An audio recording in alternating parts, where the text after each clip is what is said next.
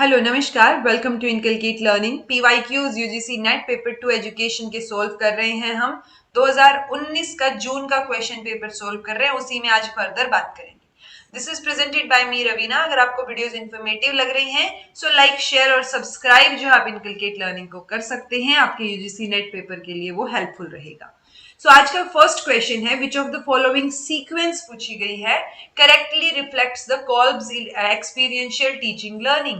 सो Kolb की experiential teaching learning भी मैंने करवा रखी है, देख लीजिएगा।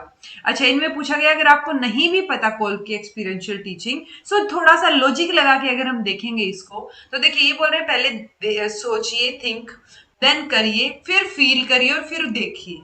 ठीक है, या फिर पहले वॉच करिए, देखिए, फिर आप उसको फील करिए, फिर आप उसको करिए और करके सोचिए। ये तो नहीं होना चाहिए करने के बाद कौन सोचता है, राइट? तो जो लास्ट में थिंकिंग है कि आप कर आगे सोच रहे हैं, वो तो वैसे ही गलत हो गया। ठीक है, पहले आपको फील करना है, फिर देखना है, या फिर थिंक करना है, फिर आपको करना है, राइट? सो डी ऑप्शन कहीं ना कहीं इसका जो है सही लग रहा है और डी ही सही है। Which of the following statements explain the immediate concern with reference to modern scenario? So modern scenario के according immediate concern पूछा है। immediate मतलब कि इनमें से अगर ये चार भी सही हैं तो सबसे ज्यादा important कौन से वाला है? ठीक है, so evaluating the curricular content at global level पे आप इवेल्युएट करें करिकुलर कंटेंट को, डिजाइन करें करिकुलम को अकॉर्डिंग टू ईच स्टूडेंट। हर एक बच्चे के अकॉर्डिंग थोड़ा ना हो सकता है, मतलब हम कोशिश करते हैं कि नीड्स के अकॉर्डिंग ही करें, बट हर स्टूडेंट को देख के अलग अलग करिकुलम थोड़ी ना डेवलप होगा। रिकंसिडरिंग द मतलब एकदम से नहीं होगा, और इमीडिएट कंसर्न तो बिल्कुल नहीं है। Reconsidering the dimensions of already designed curriculum, कि आप पहले से जो डिजाइन करिकुलम है उनको क्या करें, देखें, एक बार रिकंसिडर करें उन डायमेंशंस को। Keeping the theoretical curricular part at minimum level, theoretical part जो है करिकुलम में, ये स्पेलिंग देख लीजिएगा, तो वो मिनिमम होना चाहिए। ठीक है, सो मेजर चीज यहाँ पे ये लग रही है इमीडिएट कंसर्न की, कि जो ग्लोबल लेवल पे चीजें हो रही है करिकुलर कंटेंट, उसको ओवरऑल देखा जाना चाहिए, ग्लोबल लेवल पे इवेल्युएट किया जाना चाहिए। सो इसका आंसर ए हो जाएगा। Which of the following are considered indicators of indirectness in Flanders interaction analysis? So Flander के interaction analysis में indirect चीजें पूछी गई, यानी indirect के जो indicators हैं, तो हमने टीचर टॉक पढ़ी थी, उस टीचर टॉक में हमने दो चीजें पढ़ी थी, एक डायरेक्ट और एक इनडायरेक्ट। ठीक है, सो इनडायरेक्ट पहले आता है क्योंकि वो 10 कैटेगरीज हम याद रखते हैं टर्न वाइज। सो ये क्या हो गया, इनडायरेक्ट और डायरेक्ट। अब इनडायरेक्ट और डायरेक्ट में क्या चीजें होंगी? ठीक है, सो लेक्चर आप दे रहे हैं तो ये तो डायरेक्ट हो गया, देखा जाए तो ये तो नहीं होगा। डायरेक्शंस आप दे रहे हैं, ये भी डायरेक्टली ही आप डायरेक्शंस देंगे, सो ए और बी तो नहीं आएगा। अगर ए और बी नहीं आया तो ये गलत हो गया, और बी है यहाँ पे भी तो ये गलत हो गया। हमारे पास ये ऑप्शंस बच गए। एक्सेप्टेंस ऑफ फीलिंग्स यानी इनडायरेक्ट है कि आप फीलिंग को एक्सेप्ट कर रहे हैं, आपने कुछ बोलना नहीं है उसके बारे में। जब आप प्रेज कर रहे हैं, एनकरेज कर रहे हैं, उस टाइम पे भी आपको बोलना तो पड़ेगा, राइट? या नहीं बोलना पड़ेगा? ओके, देखते हैं इसको, मुझे थोड़ा सा एक सेकंड रुकिए। क्रिटिसाइजिंग और जस्टिफाइंग अथॉरिटी, तो जब आप क्रिटिसाइज कर रहे हैं उस टाइम तो आप बता ही रहे हैं, उसको बोल रहे हैं, तो ये रहेगा डायरेक्ट का, तो ये ई नहीं आएगा। आइडिया जब आप स्टूडेंट का यूज कर रहे हैं उस टाइम पे भी क्या है, आप इनडायरेक्ट जो है एक इंटरेक्शन हो रही है। सो सी डी एफ जो है वो सही आंसर होना चाहिए। अगर हम इसका आंसर देखें तो डी ही है। अगर ये कैटेगरी देखें तो देखिए, indirect talk, direct talk, accept the feelings, praise और encouragement, accept और use the idea of people and asking questions, ये इनडायरेक्ट में रहेंगे। ये डायरेक्ट में कैटेगरीज रहेंगी, लेक्चर देना, डायरेक्शंस देना या क्रिटिसाइज करना। प्यूपिल टॉक में प्यूपिल टॉक रिस्पॉन्स और इनिशिएशन, एंड एक साइलेंस और पोज। सो ये जो टेबल है, ये जो 10 कैटेगरीज हैं, ये आपको याद रखनी बहुत जरूरी है। A teacher organizes and reorganizes the presentation in a discussion session being conducted by him or her. So एक discussion session जो उन्होंने रखा, वो उसी में ही वापस से क्या कर रहे हैं, पीपीटी को चेंज कर रहे हैं, जो प्रेजेंटेशन है उसको। ठीक है, so which this will be placed at which stage, तो वो ड्यूरिंग इंटरेक्शन कर रहे हैं ना ये चीजें। एक तो होता है प्लानिंग के दौरान कर लेना, ये डिस्कशन के दौरान ही हो रहा है। सो इंटरेक्टिव स्टेज जो है वो इसका सही आंसर रहेगा। According to Bruner discovery approach, तो इससे आपको ये तो पता चल गया होगा कि ब्रूनर की क्या है, डिस्कवरी लर्निंग की थियरी है। ठीक है, कि आप करके या देख के सीखेंगे, इन्वेस्टिगेट करके सीखेंगे। Is a must for learning with components of the following, तो कंपोनेंट्स पूछे गए हैं, activation, maintenance, direction, stimulus, situation response and reinforcement, ये तो स्किनर का हो गया, सो ये तो नहीं होगा। ठीक है, स्किनर बात करते हैं ना रेनफोर्समेंट की और उसकी रिवार्ड की। एसिमिलेशन अकोमोडेशन की पियाजे बात करते हैं, तो ये भी नहीं होगा, ब्रूनर ने नहीं बोला ऐसा कुछ। Self motivation, belief, self control, self reaction या एक्टिवेशन, मेंटेनेंस एंड डायरेक्शन, तो ए जो है वो सही आंसर रहेगा कि बच्चा जो हो क्या कंस्ट्रक्टिव फेज में या खुद करके सीख रहा है, डिस्कवर कर रहा है, चीजों को एक्सप्लोर कर रहा है, और टीचर जो है वो उस टाइम पे डायरेक्शन देता है ताकि वो सही दिशा में बस चलता रहे। ठीक है, सो ए आंसर हो जाएगा। नेक्स्ट है इंटरवेंशंस है और टारगेट स्टेज या ग्रुप है।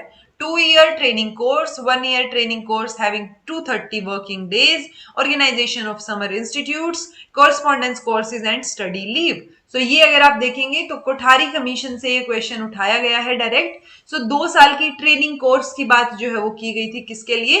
प्राइमरी लेवल की प्री सर्विस ट्रेनिंग के लिए। यानी प्राइमरी लेवल पे जब आप टीचर लगे हैं तो इनिशियली आपकी 2 साल का प्रोबेशन पीरियड होगा और 2 साल की ट्रेनिंग होगी। ठीक है, 1 year training courses having 230 working days, तो थोड़ा सा कम जो है वो सेकेंडरी लेवल के लिए रहेगा। समर इंस्टीट्यूट्स आप ऑर्गेनाइज करवाने, यानी समर में आप कोई प्रोग्राम ऑर्गेनाइज करवा रहे हैं, तो ये एक तरीके से क्या हो गया, इन सर्विस ट्रेनिंग हो गई स्टाफ की।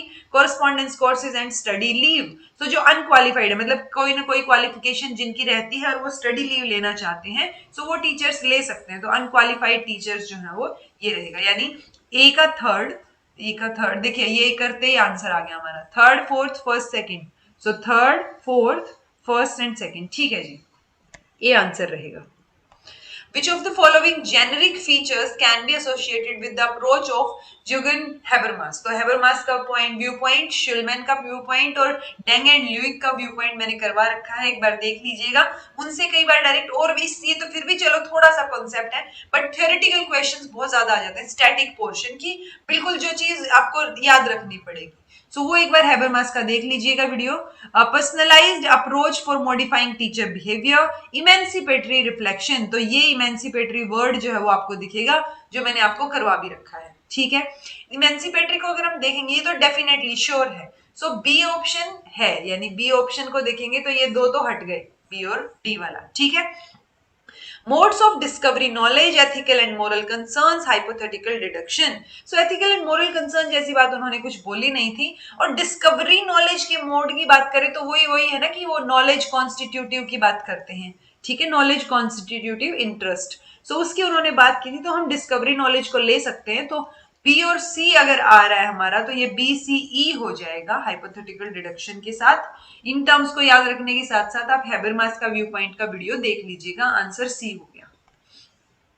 Below are given some general steps of undertaking cost benefit analysis. So cost benefit analysis जो है यहाँ पे दे रखा है कि जो आपने cost लगाई है उससे कितना benefit आपको हुआ है, आप उसको एनालाइज कर रहे हैं।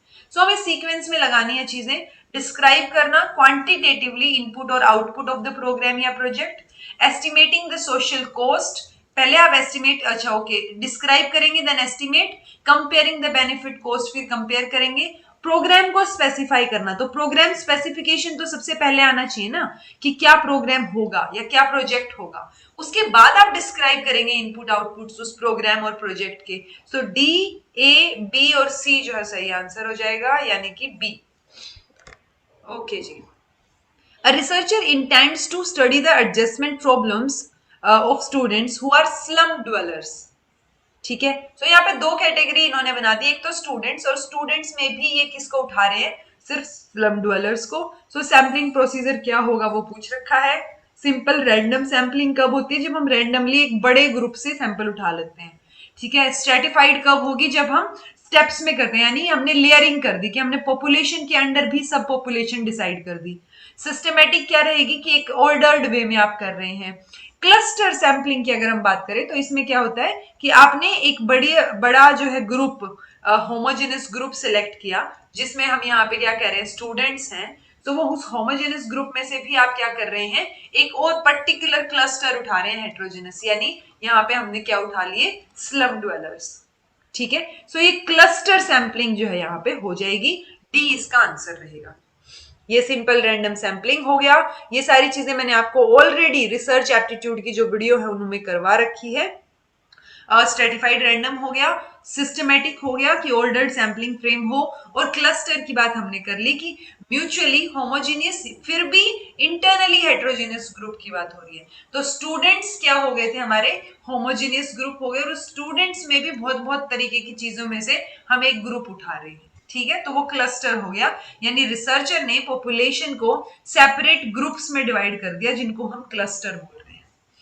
Which of the following is said to be the immediate knowledge of in Jain philosophy? Jain philosophy भी मैंने करवा रखी है और वहां पे मैंने ये क्वेश्चन करवाया था, यानी इसका आंसर आपने जैन फिलोसफी देख रखी है तो हो जाएगा।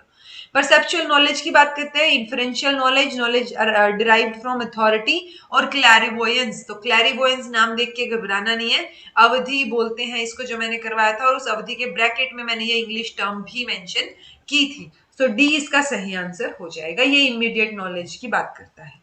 So this was all about today. अगर आपको कुछ समझ नहीं आया है तो बता दीजिएगा, इनकलकेट लर्निंग को सब्सक्राइब कर दीजिएगा अगर वीडियो कुछ अच्छा लगा हो तो। This was all about today, thank you so much for watching, be happy and keep smiling.